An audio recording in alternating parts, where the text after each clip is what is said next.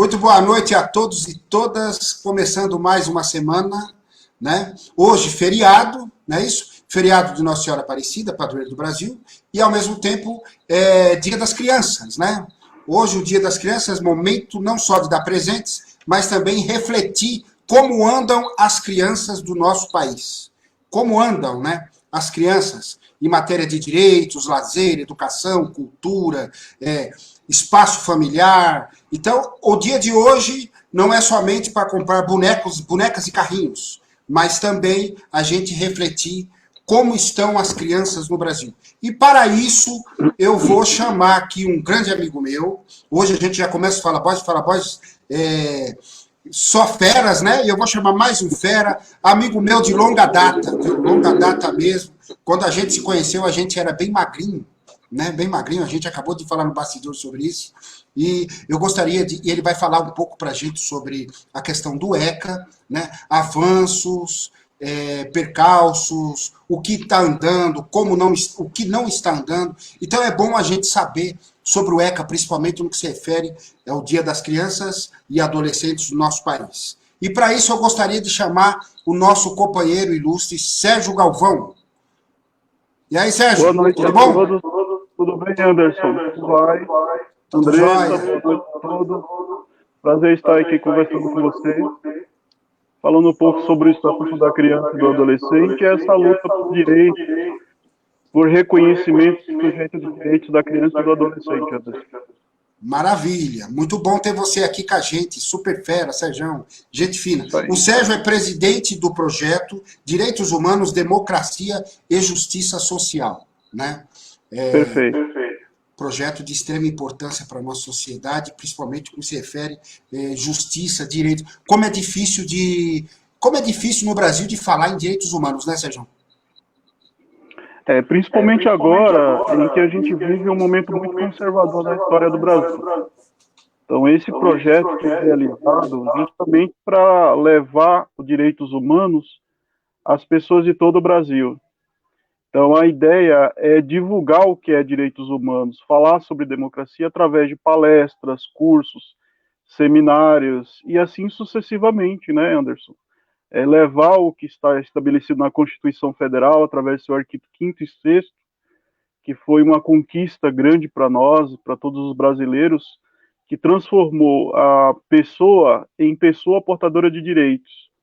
E aí vem algumas questões da criança e do adolescente que reconhece ela como sujeito de direitos, não apenas como pessoa miniaturalizada como homem, né, ou como mulher. Que antes a criança e o adolescente era visto como adultos pequenos, e hoje é vista como sujeito em formação intelectual, psicológica, moral, em aprendizagem e tudo mais, né? É uma grande vitória, mas também tem muitas coisas a serem conquistadas, e aí a gente vai bater o papo para falar justamente sobre isso. E a ideia desse projeto é levar para as escolas públicas e particulares estas questões que envolvem direitos humanos, bem como a questão do racismo, a questão do ECA, a questão da violência doméstica e outros tantos temas importantes aí. Não, maravilha, maravilha. Muito bom ter você aqui com a gente. Muito bom você estar nesse espaço falando também sobre o projeto. Isso é maravilhoso. Mas você, como todo convidado aqui, o convidado é que traz o tema, né? Então hoje você vai falar com a gente sobre a questão do ECA, a questão dos desafios e avanços. E aí, Sérgio? Aula sua. Obrigado. Bem, eu sou aquela tipo de pessoa que vivenciou o nascimento do ECA. Quando o Estatuto da Criança nasceu, eu tinha 12, 13 anos mais ou menos aí. E aí sofri na pele como eram as políticas públicas da época antes do ECA. Então eu me lembro, na época da escola, que minha mãe tinha que dormir na porta da escola para ter uma vaga, era um sacrifício. Às vezes ficava uma semana lá, levava cadeira, e a dificuldade para se ter a matrícula escolar era muito grande, viu, Anderson? Não era como é hoje. E aí se apelava para os conchavos políticos, né, os apoios políticos. Então, quem tinha apoio político conseguia vaga na escola, quem não tinha, né, tinha essa dificuldade. Creche, então, era uma coisa extremamente rara, alimentação escolar rara, raras escolas que tinha. Então era uma série de dificuldades. Para você ter uma ideia, na minha época, criança já se trabalhava. É interessante falar sobre isso, trabalho infantil, porque em São Bernardo nós temos uma escola chamada Antônio Caputo, e Antônio Caputo era um grande empresário aqui da região que contratava mão de obra de criança, viu, Anderson? Depois até se transformou em nome de escola, né? Que coisa estranha.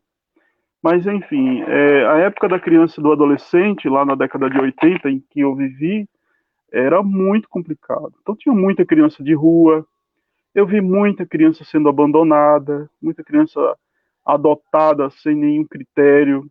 Simplesmente a mãe não queria mais a criança e dava para um vizinho, dava para um desconhecido, e assim aconteciam as coisas, né? Sem nenhum acompanhamento jurídico.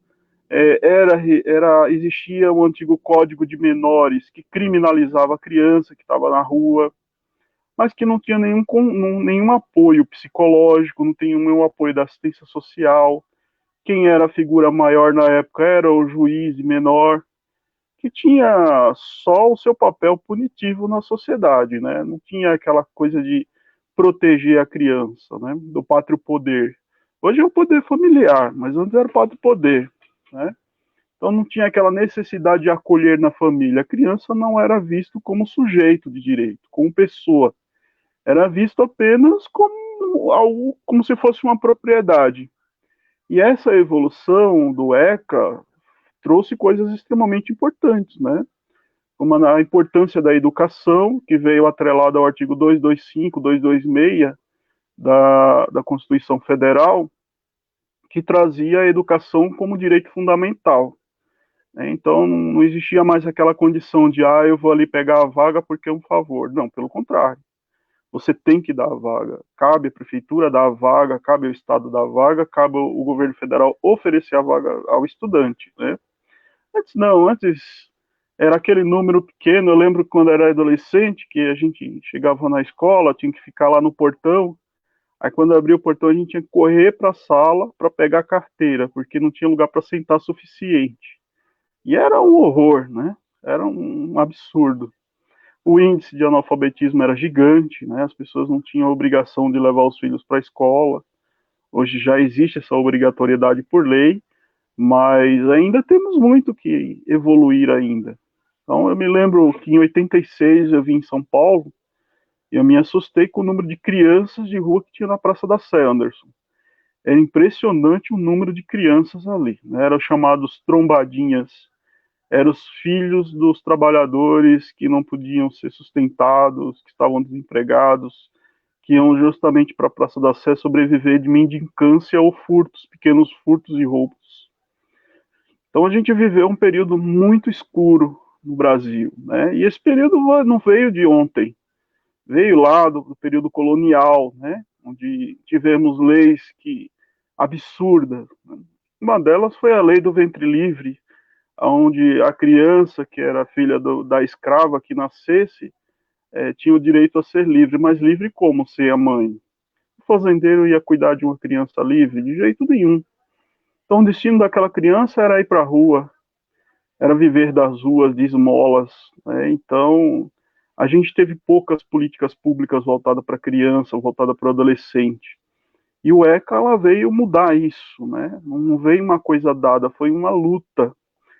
A partir da luta de 1985, 1986, por vários movimentos, viu?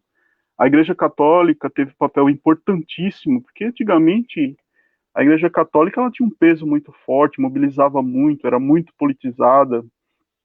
As SEBs pastorais da criança era fundamental naquela época, muito participativo, fazia-se rodas de conversa, era uma coisa maravilhosa, né? E o movimento nacional dos meninos e meninas de rua também tinha um peso fundamental. Era uma coisa fantástica. Eles mobilizavam sindicatos, mobilizavam sociedade civil, levavam crianças para seminários, né, e faziam com que as crianças falassem, que será legal, né? Porque é o ponto de vista da criança que estava em vulnerabilidade social dizer aquilo que acredita e o que pensa. Né? Então a criança pegava o microfone e dizia: olha, eu vivo na rua, aqui na rua eles me maltratam, não me ajudam, eu não tenho dignidade, e assim sucessivamente. Então, a implementação do Estatuto da Criança e do Adolescente não veio assim tão fácil, veio com muita luta, veio com muita dificuldade. Ele trouxe um ganho espetacular para o Brasil e tornou-se referência para o mundo inteiro. Hoje a gente tem uma lei que é referência mundial. O ECA, ele não é aquilo que precisamos ainda para reverter questões históricas de décadas, né? Aliás, de séculos. Décadas não, de séculos. Mas ela, se não fosse ela, com certeza nós estaríamos em piores condições. Nós estaríamos em situação de muita vulnerabilidade, um país sem futuro, um país sem planejamento para a juventude, né? Então, essa defesa do Estatuto da Criança e do Adolescente deve ser abraçada pelos movimentos sociais de todos os setores. Movimento sindical, movimento de moradia, movimento da luta das mulheres, ela está interligada, né? E hoje a gente vai conversar pela visão do direito, pela visão jurídica. Mas o ECA não se dá apenas pela visão do direito, ela se dá pela visão da psicologia também, ela se dá pela visão da assistência social e não do assistencialismo, mas da assistência social, dos direitos humanos, né? Então é uma luta de todos. A defesa dos direitos humanos e do ECA não é uma defesa da direita, não é uma defesa de centro, não é uma defesa da esquerda, é uma defesa de todos, de toda a sociedade, todos aqueles que se veem como seres humanos, né? E aí nos cursos e nas palestras que a gente faz, as primeiras perguntas você vai defender bandidinho? Você vai defender ladrãozinho? E, na verdade, quando a gente começa a discutir o ECA, começa a aprofundar no Estatuto da Criança, a gente vê que não é só a questão punitiva que embarca, mas uma questão de educação, de saúde, que envolve o SUAS, que envolve o SUS, que envolve a questão de adoção, que envolve a questão de muitos outros direitos que está interligado a essa questão toda. Então, o Estatuto da Criança e do Adolescente, diferente do Código de Menores, o ECA é multidisciplinar, né? Ele é muito mais abrangente. Já o Código de Menores, ele era só de responsabilidade do juiz de direito, então ele só tinha um olhar do direito, só tinha um olhar jurídico. Não via a criança como um ser em formação, como ser questionável, como ser em luta, como ser em transformação social. Então é muito importante a gente perceber o quanto é fundamental esse desenvolvimento do ECA dentro das nossas instituições sociais, da defesa dele, da preservação e do aprimoramento do ECA. Porque o ECA também tem muita coisa que pode ser aprimorada. Não vamos dizer que é uma lei pronta que está definida, mas que ela pode mudar. Assim como muda a cultura de um povo, as leis também elas vão mudando de acordo com a mentalidade da sociedade, né? Então, o ECA não é só para as questões socioeducativas, para as questões punitivas. Ela abrange muito mais. Ela protege contra abusos, ela protege contra intolerância religiosa. É um direito da criança ter a sua religião, ter a prática da sua religiosidade como algo fundamental ao seu desenvolvimento social, né? Então, é muito interessante essa questão aí. E a gente perpassa outras lutas, como, por exemplo, a questão do racismo, né, e a criminalização da pobreza através das lutas da cultura da juventude pobre, periférica, dos morros, das favelas, né, o adolescente que se concentra nas regiões centrais para fazer a batalha de hip hop e que muitas vezes é descriminalizada porque não tem um acesso de cultura no seu próprio bairro, não tem uma estrutura de cultura dentro do seu próprio bairro. Então a gente precisa ficar atento com essa questão. É uma questão muito mais ampla. Fala, Borges, não é isso aí? Passo para você. Não, não, não. Ele só saudando a gente. Muito bom ouvir você, né? E a questão do. Quando você fala, quando você traz esse histórico para a gente, né? E ao mesmo tempo, cara, eu acredito que quem está assistindo também passa assim essa questão, passa um filme, né? Passa um filme, porque os desafios para estudar, nós temos uma idade muito próxima, ou acho que a gente tem até a mesma idade. E assim, e a gente passou também por essas mesmas situações, né? Então você traz aí exemplos da realidade. Advogado, presidente de um projeto, um cara super político, mas ao mesmo tempo você nos remete a pensar a partir da realidade. E quando a gente fala a partir da realidade, que é o que você está nos trazendo, cara, e aí? Bom, O vamos lá, ECA né? hoje, como é que é Primeiro, isso? a questão política. Eu desconheço ainda hoje qualquer partido de direita, de centro ou de esquerda que se tenha um núcleo de defesa dos direitos da criança, ou um estudo que se passe a respeito dos direitos da criança e do adolescente. Não existe. Não existe. Houve lá, muito tempo atrás, uma tentativa de se criar aqui em São Bernardo aí, um partido aí de esquerda, de se criar esse grupo de estudos para fazer esse levantamento das questões que relacionadas à criança e do adolescente, mas totalmente sem apoio, totalmente sem incentivo. Desconheço também alguma comissão sindical que faça esse trabalho de debate, que faça o debate do filho do trabalhador, do adolescente e da criança. Desconheço. Simplesmente isso, para mim, na minha visão, eu nunca fui convidado a participar ou atuar junto a um grupo de estudos sobre a questão do ECA dentro de algum sindicato. Mas fica a proposta, lógico, né? A gente faz a provocação, mas também fica a proposta de que isso pode ser possível, sim, né? Então, dentro dos grupos de religiosidade, a gente vê dentro da Igreja Católica, o que se destaca muito é as pastorais da criança, que tem feito um trabalho excelente com a doutora Zilda Arnes, né?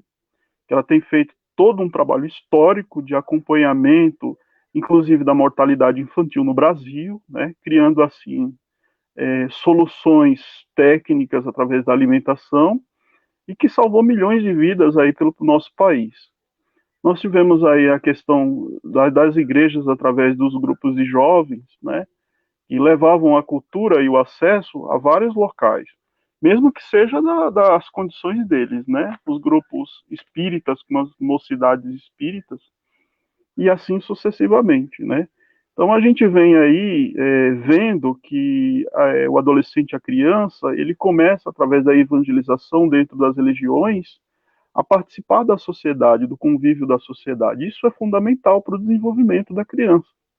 Participar do culto, participar da missa, participar do que é fundamental à sua cultura, né? Participar desse processo de cultura, de aculturamento de tudo isso. Sim, sim. A Então, roça, né? Participar da roça, participar da e roça. do runtó, da roça, da gira, que é fundamental para a criança se sentir, né? Inclusive, outro dia aí teve um caso aí de uma menina que perdeu, a própria mãe perdeu o poder familiar justamente porque a menina estava participando de um ato religioso, né? Tinha que raspar e tudo, não foi respeitado a cultura.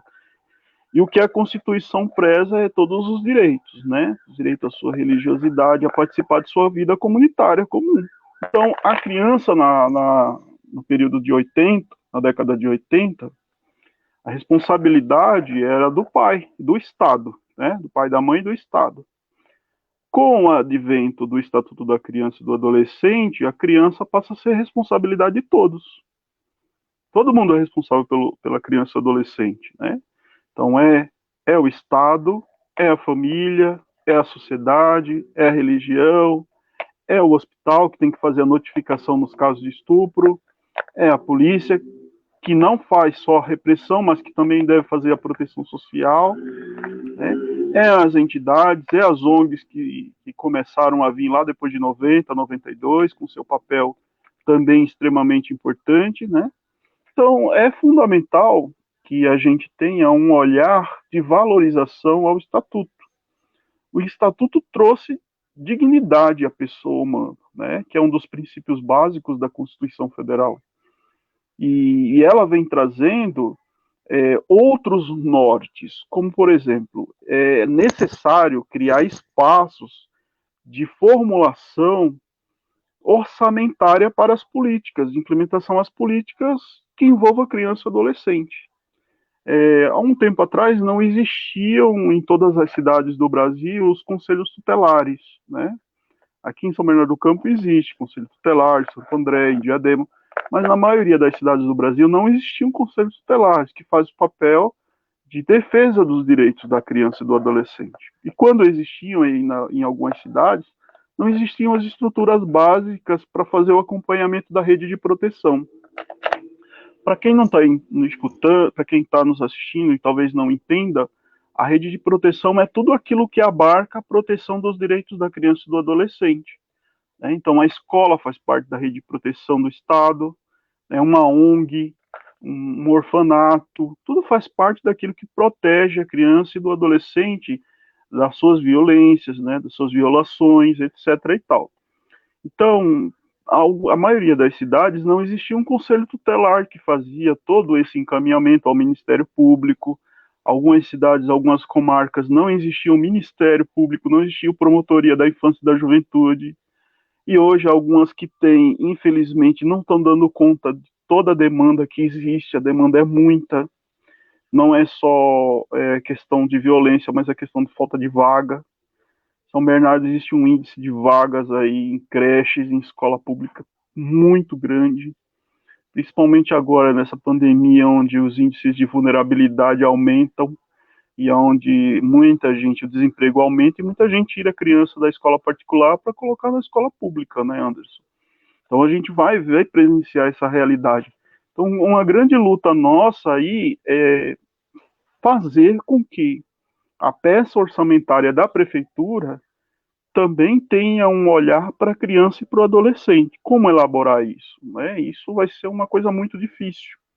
E como tornar a escola pública atrativa para a criança e o adolescente? Porque hoje a escola pública ela tem de tudo menos atração, né? Ela tem de tudo menos condições de dar educação adequada. Até porque a visão da escola pública hoje, ela é mais uma visão carcerária do que escolar propriamente dita. Né? Justamente, era até isso que eu ia falar para você. A questão são verdadeiras escolas prisionais. Né? Cheias de grades, sem iluminação adequada, sem condições, sem material didático adequado, né? Muitas vezes falta uma bola, não tem uma bola, o adolescente não tem uma bola para chutar, não tem um esporte, não tem uma quadra coberta, quando chove tem que ficar preso na sala.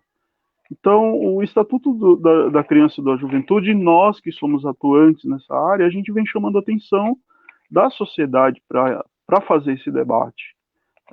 A sociedade precisa fazer esse debate, precisa ter verba para fazer essas intervenções.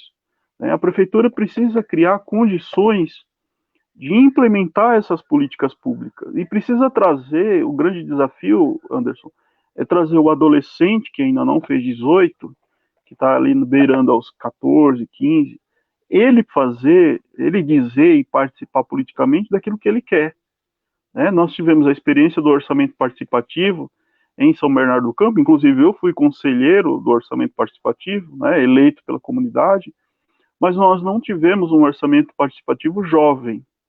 Nós tivemos essa dificuldade de implementar um orçamento participativo jovem, onde o jovem ia lá e daria suas demandas, daria suas ações necessárias para fazer a transformação.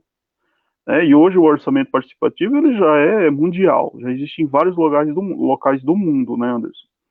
Então, o que a gente precisa? A gente precisa criar condições para que a peça orçamentária crie condições de proteção para a criança e do adolescente. Não adianta montar, por exemplo, uma coordenadoria de juventude sem ter orçamento para gastar, sem ter verba para gastar. E que essa verba seja decidida pelos conselhos municipais de juventude. E seria muito mais interessante. Então, não adianta só criar, mas é necessário criar participação popular na gestão pública. E participação popular da juventude, que é essencial para o desenvolvimento moral, político de todo mundo, né? Todo mundo sai ganhando, né? Principalmente a criança. Não basta a gente criar uma quadra no meio do córrego e dizer que é uma praça-parque, né? Isso não existe, isso não é praça-parque. Pode ser tudo, menos praça-parque, né? Então o que a gente precisa criar é condições adequadas para que a participação da criança, a participação do adolescente seja realmente efetiva na intervenção da gestão, né? E que não seja apenas para eleger demandas, mas que seja deliberativas, que sejam consultivas e deliberativas. Aquilo que for decidido entre eles mesmos deve ser implementado da melhor forma possível, né? E hoje aí no Brasil a gente tem ainda muitas outras condições. Para você ter uma ideia, 233 crianças sofrem agressões por dia no Brasil. Agressões de violência física, psicológica, de tortura, né? Isso quem dá esses dados é a Sociedade Brasileira de Pediatria, não é o Sérgio Galvão. Então, 233 crianças hoje sofreram algum tipo de violência, violência principalmente doméstica, né? Porque 60% dessas, 62,2% até 65% dessas agressões são contra meninas, são contra jovens meninas, né? Então elas são as mais torturadas. Por isso que eu digo que a luta das mulheres deve ser muito importante à UECA, né? Porque quem mais sofre é a jovem, né? É a menina. Tem uma nota aqui do Ministério Público, né? Da agência da Patrícia Galvão, que é a PAGU, que 3 crianças ou adolescentes são abusadas sexualmente por hora no Brasil. Então, enquanto a gente está fazendo a nossa live, 3 crianças são abusadas no Brasil. Então, é preciso ter muito cuidado, fazer muito, criar mais condições da rede de proteção social ser mais efetiva no Brasil. Então, não é, e grande parte desses abusadores são dentro da própria família. Então, por isso a necessidade de se falar da sexualidade dentro da escola, porque é através da escola que chega a denúncia, né, Anderson? Muitas vezes, né? 32 mil, Justamente. 32 mil, desculpe, Não, 32 mil casos de abuso em 2018 e 2019, 2/3 ocorreram dentro de casa, né? Por familiares e parentes próximos, né? Pessoas de extrema confiança da criança. Então é algo que se deve colocar como extremamente fundamental fazer esse diálogo na escola, justamente para que a denúncia chegue na ponta lá de quem faz a repressão policial, né? 86,6 mil denúncias de violações foram feitas pelo Disque 100, né? E muitas dessas denúncias do Disque 100 são em locais de difícil acesso da polícia. Quando eu falo em locais de difícil acesso da polícia, eu não estou me referindo a morros, não. Eu não estou me referindo em favelas, eu estou me referindo a condomínios de luxo, condomínios fechados, aonde a polícia não tem acesso, onde lá estão sendo cometidas as mais graves torturas e violações, né? Então é necessário criar condições para que esse acesso seja permitido para todos, né? Não é só pobre que tem que ser fiscalizado, mas são também a classe econômica média, né? É engraçado a gente falar classe média. Classe média não é classe extrato social, médio, né? Sérgio, você traz aqui informações terrivelmente necessárias para serem ouvidas, né? Porque, primeiro, que tudo isso que você traz, a gente, mais uma vez, em mais uma live, porque, por exemplo, na sexta-feira a gente discutiu cultura aqui, com a jornalista do Guia Cultural maravilhosa, a Fernanda Varenga. A gente discutiu sobre cultura aqui. E hoje a gente está discutindo com você sobre o ECA, né? Então a gente observa que tudo se funciona numa estrutura de rede. Exatamente. Então quando a gente fala do... Exatamente. É o que você está nos trazendo, né? Por exemplo, mais uma vez, uma aula nos mostrando que temos que pensar a sociedade em rede. Quando a gente... Tudo isso que você traz para a gente, quando a gente pensa o Estatuto da Criança e do Adolescente, é tanta coisa que forma essa rede e que deve ser valorizado, todas as pontas da rede, né? Você está falando aqui de família, religiosidade, educação, saúde, lazer, quer dizer, tudo envolve uma rede. Então, mais uma vez se prova que nós, enquanto classe trabalhadora, a gente tem que observar a sociedade como uma rede. A partir daí a gente começa a pensar na transformação da sociedade, né? Só te fazendo uma pergunta, o pessoal já está começando a fazer pergunta. O companheiro Raimundo, que está aqui sempre com a gente, ele traz assim, ó, Sérgio, nesses 30 anos do ECA, temos algo a comemorar? Claro que temos, né? Primeiro, obrigado, Raimundo, pela sua participação. Nós temos muito que comemorar, sim. Se não fosse o ECA, nós estaríamos em situação muito pior. Então, o ECA, ele estabeleceu as relações de adoção. O que existia no Brasil eram as adoções internacionais, que você fazia todo o processo de adoção e depois a criança desaparecia como mágica, né?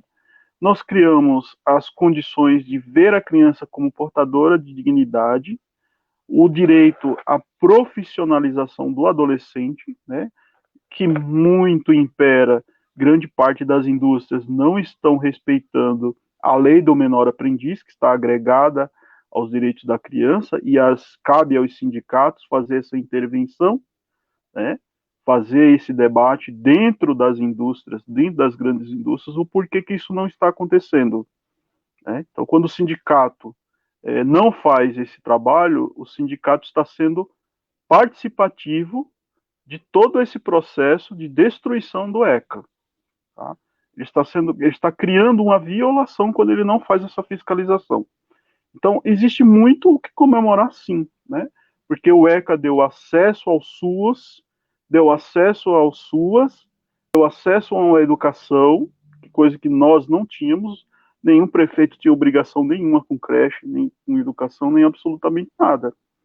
Então, eu vejo aqui como um avanço, né? Mas como algo ainda que precisa ser melhorado, precisa ser adaptado, precisa crescer ainda. E porque depende de todos nós a manutenção e a melhoria. Assim como muda a mentalidade da sociedade, muda-se também a lei. Maravilha. Eu me lembro, Tem outra pergunta aqui? só para Não, por encerrar favor. eu me lembro que aos 10, 12 anos era normal uma criança trabalhar, né? E vi muita criança morrendo dentro de empresa, dentro de loja, através de empregos extremamente vulneráveis, né? E a lei do menor aprendiz dá essa condição ao adolescente de aprendiz, mas com proteção. Então, o ECA, ao meu ver, ele é muito bom, sim. Ele tem que bater palma, sim. Essa coisa de dizer que o ECA protege bandidinho, isso é quem não conhece a lei, não leu todo, né? Sem sombra de dúvida. Tem uma pergunta aqui do nosso companheiro Max, dirigente sindical da Mercedes, grande amigo nosso. Grande Marcos. Né? Borges, se puder perguntar para o Sérgio como ele vê o fim do Cajuve e o fechamento das cidades das crianças em São Bernardo. Sérgio, terrível, não, mas manda ver. Bom, primeiro que eu não sou de alisar ninguém, né? Então vamos lá, então. Antes de chegar ao Cajuve, Max, a gente precisa passar por outros caminhos aí que foram destruídos na rede de proteção. Um deles é o projeto Terceiro Tempo, que era um projeto conveniado que dava acesso à cultura em algumas ONGs e associação de moradores. Foi perseguido e destruído, né? Finalizado. Depois a Casa do Hip Hop, que era uma casa que tinha muito frequentadores adolescentes, que incentivava a cultura do hip hop, que era a cultura em que a molecada hoje se identifica, né? E aí eu vou dizer por quê depois. Depois veio a perseguição ao Cajuve, a destruição das oficinas culturais, né? E também daquele projeto que tinha também do Cajuve Móvel, não sei se você lembra, Anderson, mas tinha um Cajuve Móvel que também levava. Depois ao Conselho Municipal de Juventude. Depois a questão de cultura, com a perseguição das escolas de samba de São Bernardo, que fazia as oficinas culturais nos bairros, que também foi perseguida e destruída, né? Então, e agora, para acabar de vez, né, o projeto Meninos e Meninas de Rua, que houve aí uma perseguição política, ideológica, que foi horrorosa para nós, né? Então, a gente vê isso com muita preocupação, porque a rede de proteção, em vez de ela ampliar, ela está diminuindo. Isso é quem não tem sensibilidade com a criança e com o adolescente, com as políticas de direitos humanos. Então a gente teve aí um prefeito irresponsável, que não se preocupou em fazer a transformação social, né? A gente sabe que violência não se combate colocando câmera, nem aumentando a guarda, nem aumentando o número de GCMs, nem de policiais, mas fazendo com que a ocupação desses jovens aí sejam voltadas à cultura, à arte, ao esporte, à educação e a tantos outros direitos que são tolhidos, né? Então, a gente encara isso como uma violação de direitos. E aí nós, da Comissão de Direitos Humanos da OAB de São Bernardo do Campo, a qual eu sou membro, a gente faz todo o repúdio, né? A gente repudia e algumas demandas a gente consegue ainda encaminhar ao Ministério Público, né? E outros órgãos competentes. É isso aí. Agora tem uma pergunta aqui da Andressa, que diz o seguinte, olha, gostaria de saber na cabeça de quem R$ 75 consegue manter uma alimentação saudável e adequada para uma criança por um mês, né? É o auxílio do governo aí de R$ 75. Andressa, eu lembro uma época que pensão alimentícia não era um direito, principalmente com filhos fora do casamento, né? Então, o advento do ECA trouxe também esse direito da criança ao direito à alimentação, à obrigação do pai fazer o seu registro na certidão de nascimento, fazer o reconhecimento de paternidade. Então, só desse fato eu já vejo como uma vitória da luta de direitos humanos, né? Então, você imagine a criança nascer e não saber quem era o pai, não ter o direito à pensão. Tudo isso está envolvido na luta dos direitos da criança. Agora, os 75, eu me lembro uma época, em 92, que se viajava pelas estradas do Brasil e que a gente via muita criança tampando buracos, em troca de moedas, né? As pessoas que viajavam de ônibus da empresa Itapemirim jogavam moedas, Anderson. Jogava para as crianças tamparem os buracos nas BRs do Brasil aí, principalmente no norte da Bahia, Pernambuco, aquela região toda lá que é extremamente seca. Porque não existia proteção. Esses R$ 75, ele pode não ser muito, mas é uma ajuda. É lógico que a gente gostaria que fosse R$ 1.000, R$ 2.000, mas o problema é de quem pega esse dinheiro e que não precisa. Hoje tem muitos funcionários fantasmas aí nas prefeituras do sertão, da vida aí, que desvia esse dinheiro. Então, se esse valor chegasse pelo menos ao destino final, né, muita gente deixaria de morrer, muita gente deixaria de sofrer, muita gente deixaria de passar fome ainda nesse país. Ele não é um benefício para resolver os problemas da miséria humana, ele é uma ajuda complementar para que a gente não tivesse mais criança e adolescente nas estradas se prostituindo como antes tinha, né? Então ele é uma medida paliativa, não é uma medida de solução. É claro que a gente gostaria que tivesse uma verba muito maior, mas aí depende das condições aí do orçamento público, né? Da questão das riquezas, da divisão de bens, da taxação das grandes fortunas que nós não temos no Brasil. Então, por isso que a arrecadação federal é muito pequena ainda, porque quem paga imposto é o pobre, a classe pobre, né? Os miseráveis, né? E aqueles que estão começando a vida nas pequenas indústrias. Mas os ricos, os grandes donos de grandes fortunas, pagam-se o mínimo possível, né?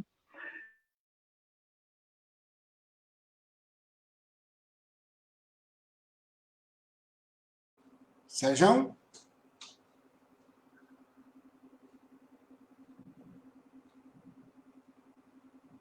Será que deu uma travadinha? Vamos estabelecer o sinal. Daqui a pouquinho a gente volta. Não saem daí, fiquem aí. Acontece. Rapidinho.